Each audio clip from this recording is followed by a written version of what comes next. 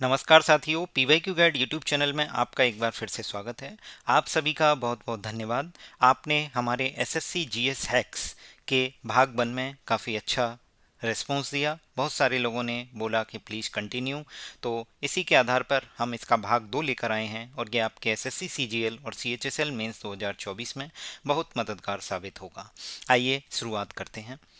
सबसे पहला जो है उसमें पूछा गया है, ये कंबाइंड ग्रेजुएट लेवल 2024 टायर 1 में पूछा गया क्वेश्चन है 9 सितंबर की शिफ्ट 1 में। इसमें पूछा गया है निम्नलिखित में से कौन सा राज्य दालों का सबसे बड़ा उत्पादक है।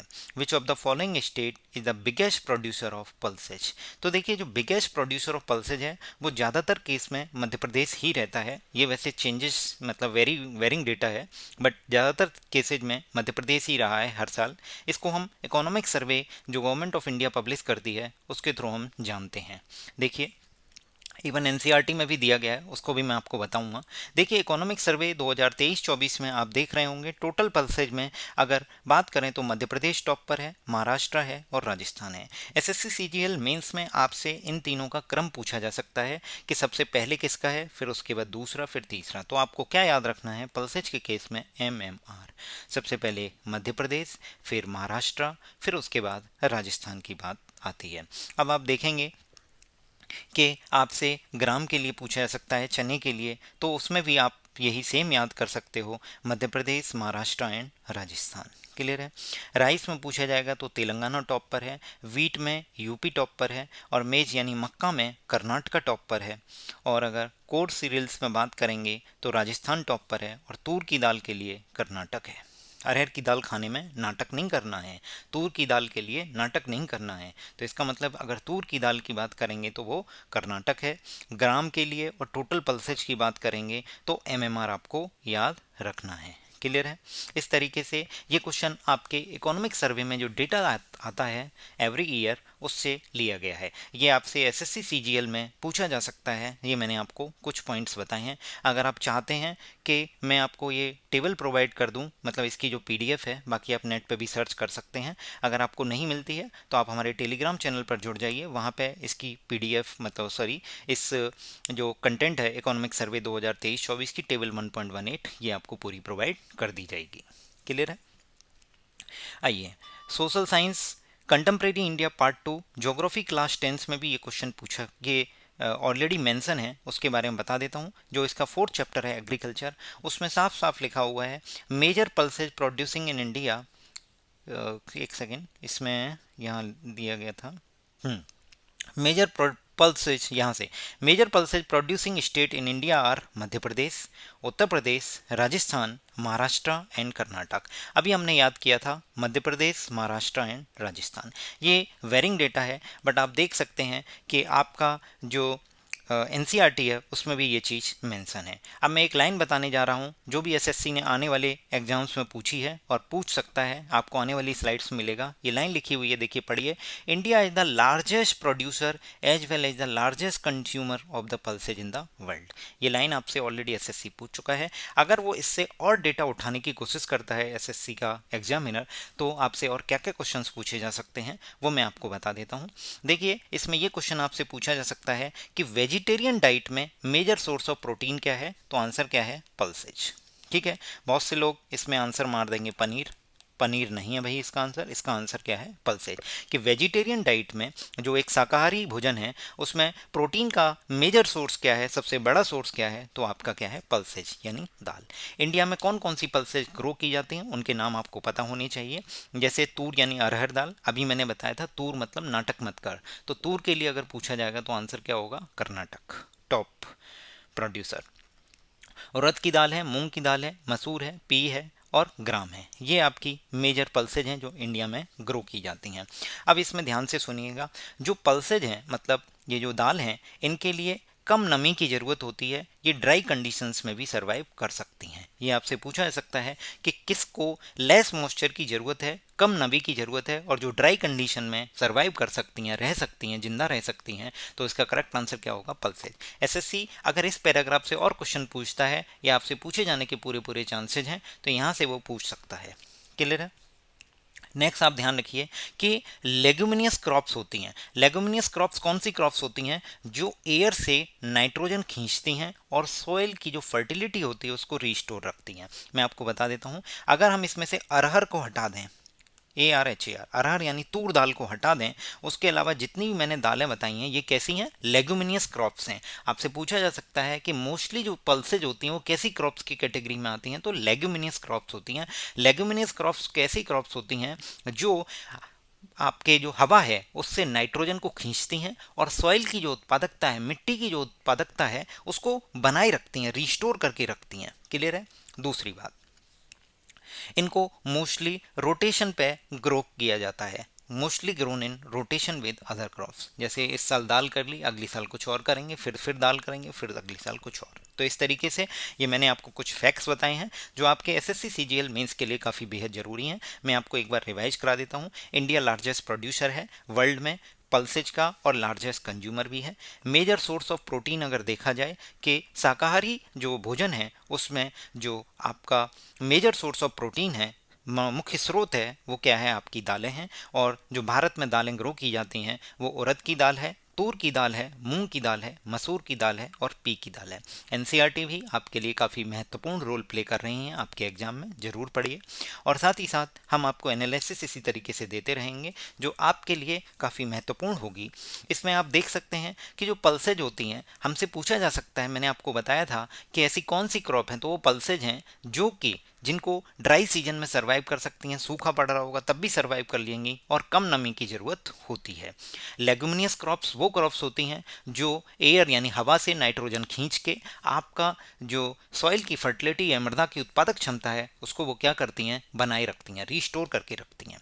और जो मेजर पल्स प्रोड्यूसिंग स्टेट्स की बात करें तो उत्तर प्रदेश है, मध्य प्रदेश, राजस्थान, महाराष्ट्र, कर्नाटक। अगर इकोनॉमिक सर्वे 2023-24 के डेटा को देखेंगे तो MMR आप याद कर सकते हैं तूर की दाल के लिए भी, सॉरी ग्राम के लिए, और अरहर ये टोटल पल्सेज के लिए MMR यानी मध्य प्रदेश, महाराष्ट्र एंड राजस्थान। ये मैं धीरे धीरे आपको रिवाइज भी कराते जा रहा हूँ जिससे कि आप अपने नोट्स भी बनाइए, PDF के पीछे मत भागिए। बहुत से बच्चों ने बोला है कि PDF प्रोवाइड कीजिए, तो मैं आपको बता देता हूँ PDF से आप कुछ भी नहीं पढ़ेंगे, वो केवल आपके फ़ोन में, लैपटॉप में सेव रहेगी और आप कुछ नहीं करेंगे। मैं आपको बता देता हूँ, आप इसका नोट्स बनाइए पार्ट 1 पार्ट 2 की तरह, पूरी वीडियो कंप्लीट देखिए, बहुत ही यूजफुल और वैल्यूएबल इन्फॉर्मेशन मिलेगी आपको जो आपके एग्जाम के लिए काफ़ी महत्वपूर्ण होगी, बहुत रिलीवेंट है। दोस्तों के साथ शेयर जरूर कीजिए। देखिए, CPO 2019 के एग्जाम में ऑलरेडी इस क्वेश्चन को पूछा जा चुका है, तो आप देखिए एसएससी प्रीवियस ईयर क्वेश्चन से ही घुमा घुमा के आपको पूछ रही है और आपको लग रहा है कि एसएससी नए नए क्वेश्चंस पूछ रही है, तो आपको बता देता हूँ। एसएससी ने पूछा है which of the following state is the largest producer of pulses in India, तो क्या है? मध्य प्रदेश। नेक्स्ट फर्दर देखते हैं, ये एनटीपीसी भी पूछ चुका है 16 जून 2022 को, which of the following state is the largest producer of pulses total. देखिए पल्सेज टोटल लिखा है क्योंकि इकोनॉमिक सर्वे 21-22 के डेटा में इस तरीके से ही लिखा आता है पल्सेज टोटल, तो मध्य प्रदेश है। क्लियर है? अब आप देखिए CHSL 2022 टायर 1 में जो मैंने अभी एनसीईआरटी की लाइन बताई थी आपको, ज्योग्राफी क्लास 10 कंटेम्प्रेरी इंडिया 2 में, कि India is the largest producer of pulses and largest consumer of the pulses in the world. Clear है? कंप्लीट आपको एनालिसिस दी जा रही है, बने रहिए इसी तरीके से। आगे देखिए, ये कांस्टेबल के एग्जाम में एसएससी ने पूछा है नेचुरल रबर को लेके, तो आपसे नेचुरल रबर को लेके भी क्वेश्चन पूछा जा सकता है। ये भी एनिमल वाली जो जो एग्रीकल्चर वाली जो चैप्टर है, 4th chapter contemporary India 2 geography class 10 में, उसमें रबर के बारे में भी दिया गया है। नॉन फूड क्रॉप्स में इसमें साफ साफ लिखा है मेजरली ग्रोन क्या है? केरला है, तमिलनाडु, कर्नाटक, अंडमान निकोबार। मोस्टली केसेज में केरला ही टॉप पे रहता है, आप इसको याद कर सकते हैं। Which is the following state is the leading producer of natural river, तो नेचुरल रिवर के लिए लीडिंग प्रोड्यूसर कौन सा है? केरला है। ये भी आपको दिया गया है और आपको बताया गया है कि रबर जो है मोस्ट इंपोर्टेंट इंडस्ट्रियल मटेरियल है, इंडस्ट्रियल रॉ मटेरियल है। क्लियर है? नेक्स्ट देखते हैं, ये DSSB TGT social studies male 6 सितंबर 2021 शिफ्ट 1 में एग्जाम हुआ, उसमें पूछा गया है which country is the largest producer of pulses, तो करेक्ट आंसर क्या है? इंडिया। तो इस तरीके से हमने इन क्वेश्चंस को देखा कि किस तरीके से रिपीट हो रहे हैं डिफरेंट डिफरेंट एग्जाम्स में, इवन रेलवे में, इवन DSSB में, इवन एसएससी के डिफरेंट एग्जाम्स में भी पूछे जा रहे हैं ये सारे क्वेश्चंस। तो सभी के प्रीवियस ईयर क्वेश्चंस को अटेम्प्ट कीजिए, ज़्यादा से ज़्यादा आपको सीखने को मिलेगा और हमारी एनालिसिस को फॉलो करते जाइए, इससे आपको और भी चीज़ें मिलेंगी कि क्या और एसएससी पूछ सकती है। अब कंबाइंड ग्रेजुएट लेवल अगर हम 2024 टायर 1 की बात करें तो 9 सितंबर 2024 को एक क्वेश्चन पूछा है, प्रोजेक्ट टाइगर कब लॉन्च हुआ था? 1973 में।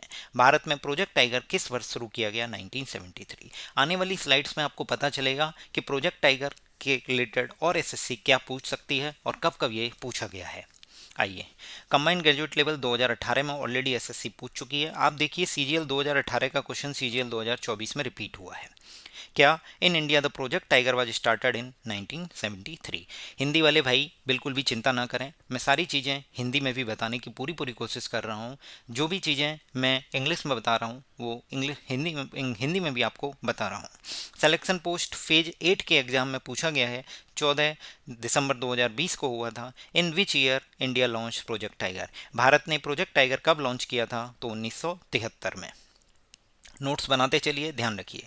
एसएससी जेई 2024 पेपर 1 ये अभी 6 जून को हुआ है, उसमें देखिए क्या पूछा है। What is the name of project undertaken by the Indian government to conserve tigers when the tribe their population dwindle to very low numbers. सबसे पहले तो मैं आप सभी से एक रिक्वेस्ट करूंगा कि आप मुझे इस वर्ड का मीनिंग बताइए, इस वर्ड का मीनिंग कमेंट करके बताइए और इसके सिनोनिम्स भी लिखिए। DWINDLE ये एसएससी ने कई बार प्रीवियस ईयर क्वेश्चन में पूछा गया है, वोकैब का क्वेश्चन है। आप कमेंट करके बताइए कि ड्विंडल का मतलब क्या होता है।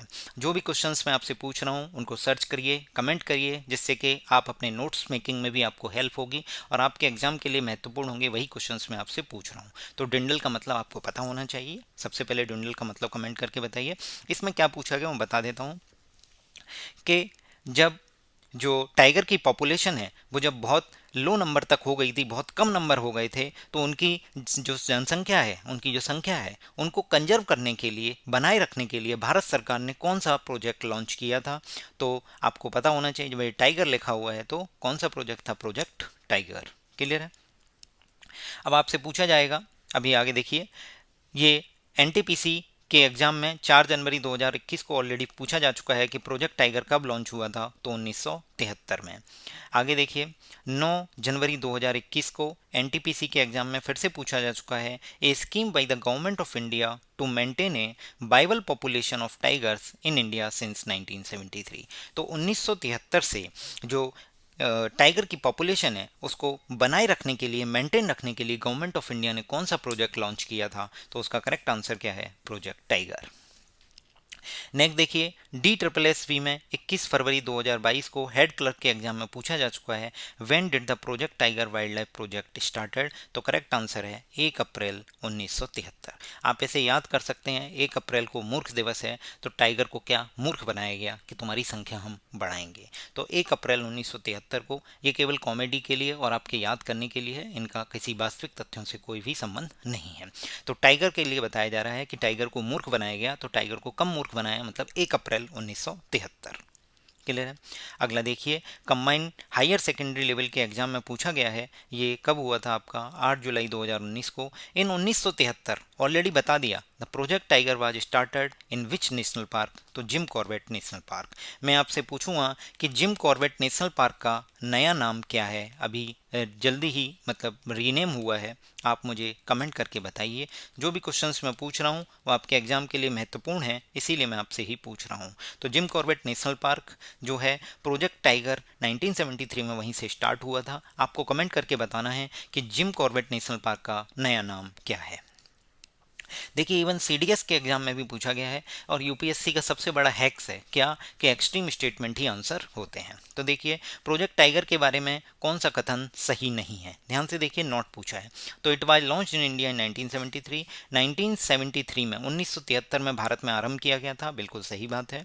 दूसरी बात बोली गई है कि इस परियोजना का उद्देश्य प्राकृतिक वास और बाघों को प्राकृतिक विरासत के रूप में उसी स्थान पर सुरक्षित रखना है। Its objective is to preserve the habitats and tiger there in a natural heritage. ये भी सही बात है। तीसरी बात क्या थी, इस प्रोजेक्ट ने जो टाइगर की पॉपुलेशन को सुनिश्चित करने के लिए महत्व दिया था, तो ये भी सही बात है।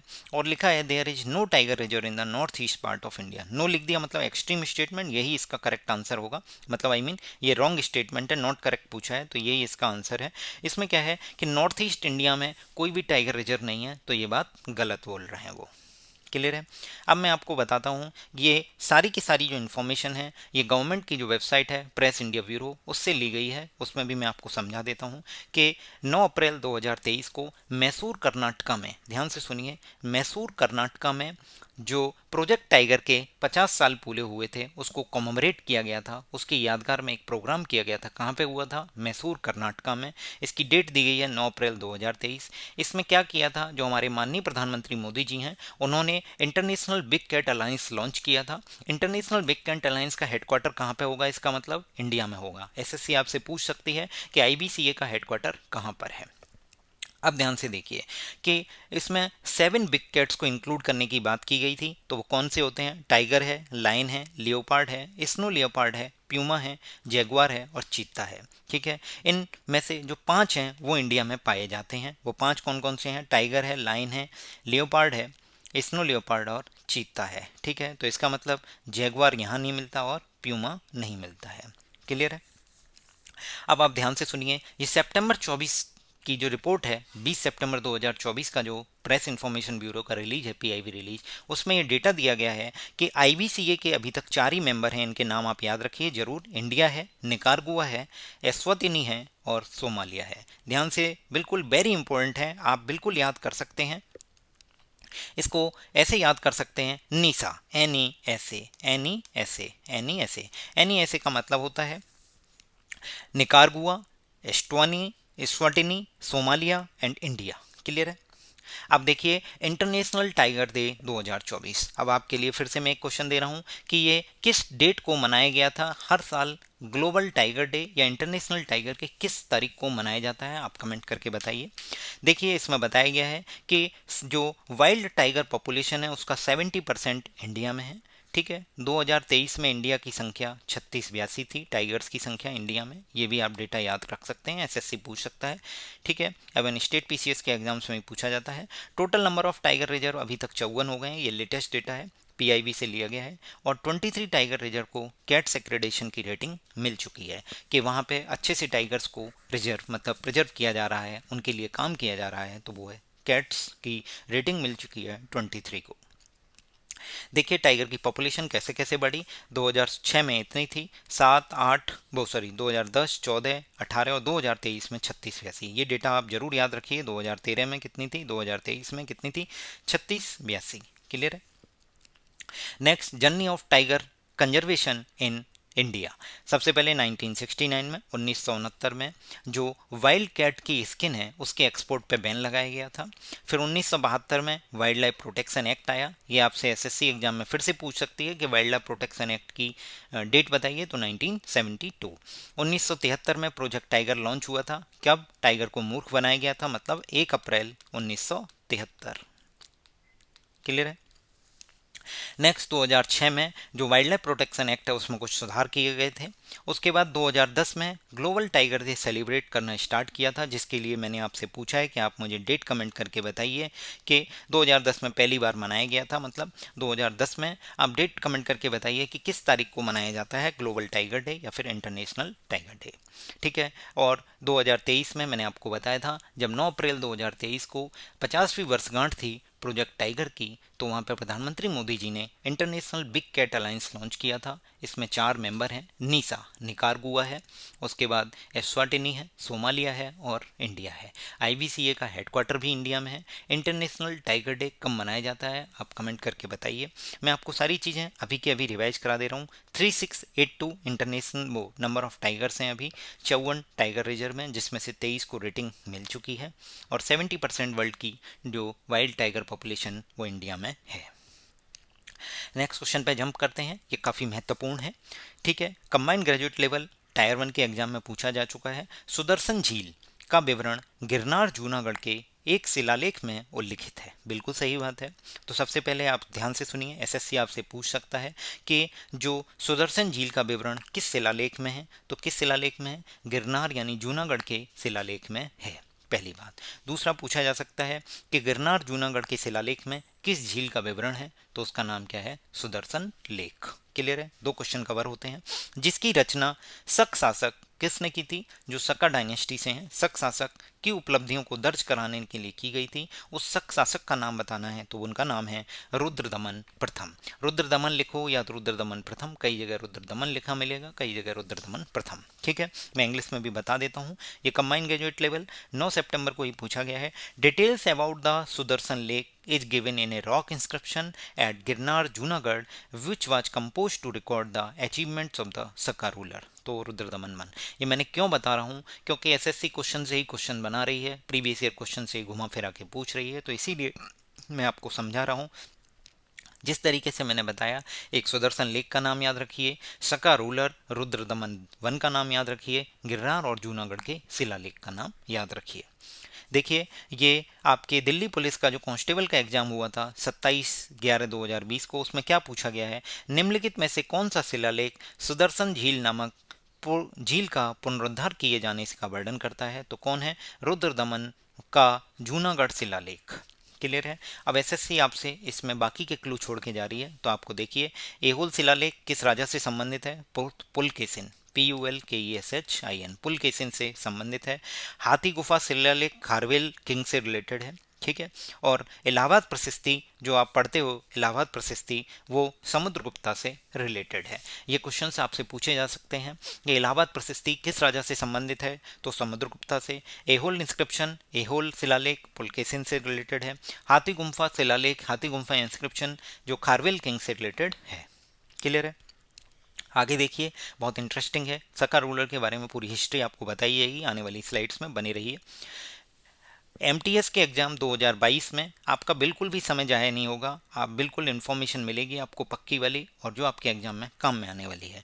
15 मई 2023 को एमटीएस के एग्जाम में पूछा गया है कि कौन सा सक्का रूलर जिन्होंने 130 से 150 ईडी तक शासन किया, तो कौन थे? रुद्रदमन। अभी बताऊंगा, ये लूसेंट की बुक में ही ऑलरेडी मेंशन है ये चीज़ें।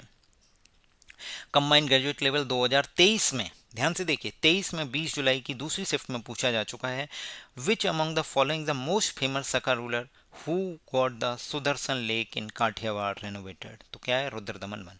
अब देखिए, 2023 में पूछा गया और यही क्वेश्चन 2024 में पूछ लिया है। आप देखिए कि किस तरीके से क्वेश्चंस वहीं के वहीं घुमा फिरा के रिपीट हो रहे हैं। आप लोगों को लग रहा है नए नए क्वेश्चंस आ रहे हैं, भाई नए नहीं आ रहे हैं, एसएससी आपका घुमा रही है आपको। ठीक है, तो मोस्ट फेमस सक्का रूलर जो है उसमें सुदर्शन लेक काठियावाड़ में रेनोवेट कराई थी, तो वो कौन था? रुद्रदमन वन। एनटीपीसी के एग्जाम में 17 जून 2022 को पूछा गया है कि जो अशोका के इंस्क्रिप्शन की डिस्ट्रीब्यूशन है, उनमें जो गुजरात में मॉडर्न स्टेट में अभी स्थित है उसका नाम क्या है? तो गिरनार इंस्क्रिप्शन है।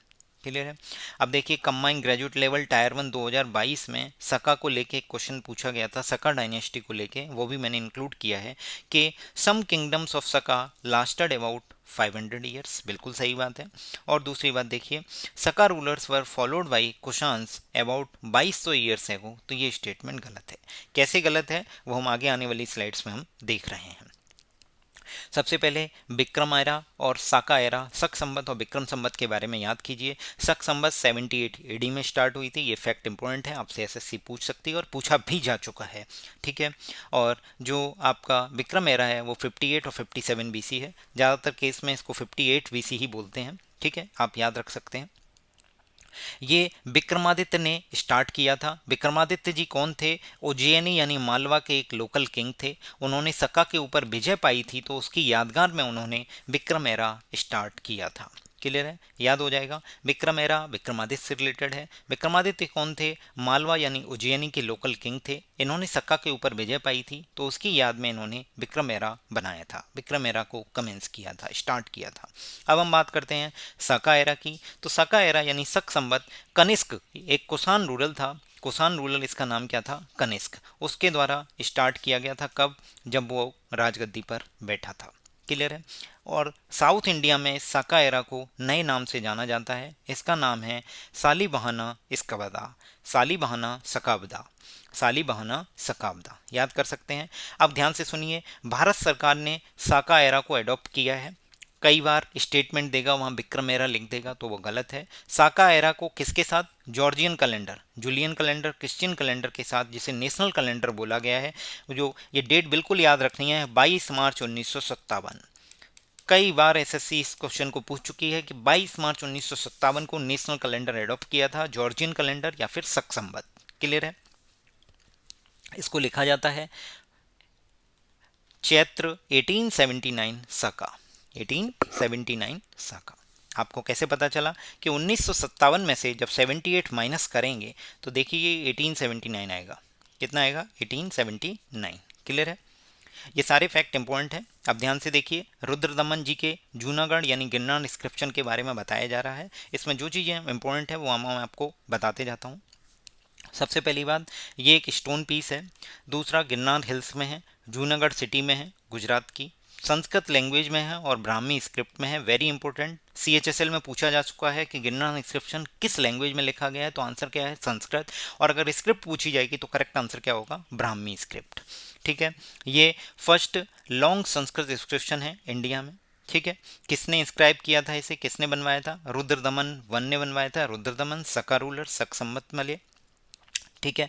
ये रुद्रदमन ने बहुत सारे किंग्स को डिफीट किया था, जिसमें बहुत सारों के नाम हैं, अकारा है, अवंती है, अनरात है, सौराष्ट्र है, शुभ्रा है, कच्छ है, सुबीरा है। ये सब आप देख सकते हैं, इतने इंपॉर्टेंट नहीं है। अब आप ध्यान से देखिए, from this inscription we get the history of Sudarshan lake. Sudarshan lake की हिस्ट्री के लिए ये जो इंस्क्रिप्शन है ये इंपॉर्टेंट है। इसमें क्या है कि सुदर्शन लेक जो बनाई किसने थी, मतलब चंद्रगुप्ता मौर्य और अशोका के काम के टाइम पे थी। किसने बनाई थी, उसमें लिखा गया है कि चंद्रगुप्त गुप्ता का जो प्रोविंशियल गवर्नर था उसका नाम था पुष्यगुप्ता। ये आपसे पूछा जा सकता है कि जो सुदर्शन लेक थी उसका रेनोवेशन हमारे जो रुद्रदमन वन है, सका रूलर, उन्होंने कराया है। बट आपको क्या याद रखना है, इसे बनवाया किसने था, मतलब चंद्रगुप्त मौर्य और अशोका के टाइम पे ये एग्जिस्ट कर रही थी, तो किसने बनवाया था कि चंद्रगुप्त गुप्ता का जो प्रोविंशियल गवर्नर था पुष्यगुप्ता, उसने बनाया था। और एक इसका नाम भी आप याद रख सकते हैं ईरानियन का, योनराज तुस्तक, योनराज तुस्तक। क्लियर है। बाकी जनरली पुष्यगुप्ता के बारे में ही पूछा जाता है। ठीक है। अब ध्यान से सुनिए, there was a lot of destruction, मतलब बहुत बुरी तरीके से इतना हो गया था कि सुदर्शन का नाम दुदर्शना हो गया था, कि उसकी दुर्दशा बहुत खराब हो गई थी। तो रुद्रदमन जी ने अपनी खुद की पॉकेट से इसको रिपेयर कराया और कोई टैक्स नहीं लगाया पब्लिक के ऊपर, मतलब बिना फोर्स लेबर के इन्होंने इसको रिपेयर कराया था। और साथ ही साथ रिपेयर वर्क जो किसके सुपरविजन में हुआ था इसको भी याद कर सकते हैं। इनका नाम था सुबिसक, SUVISHAKH, सुविसक। सुविसक प्रोविंशियल गवर्नर किसके थे, रुद्रदमन जी के। जिन्होंने बनवाई थी उनका नाम क्या था, पुष्यगुप्ता। ये प्रोविंशियल गवर्नर किसके थे, चंद्रगुप्ता मौर्य के। अब रेनोवेशन हो रहा है तो भाई रुद्रदमन जी करा रहे हैं, तो रुद्रदमन जी अपने प्रोविंशियल गवर्नर को बोलेंगे कि भाई तुम्हारे सुपरविजन में इसमें काम होगा, उसका नाम क्या है, सुबिसक। सुबिसक नाम के जो पर्सन हैं उन्होंने इसकी रिपेयर को सुपरवाइज किया था।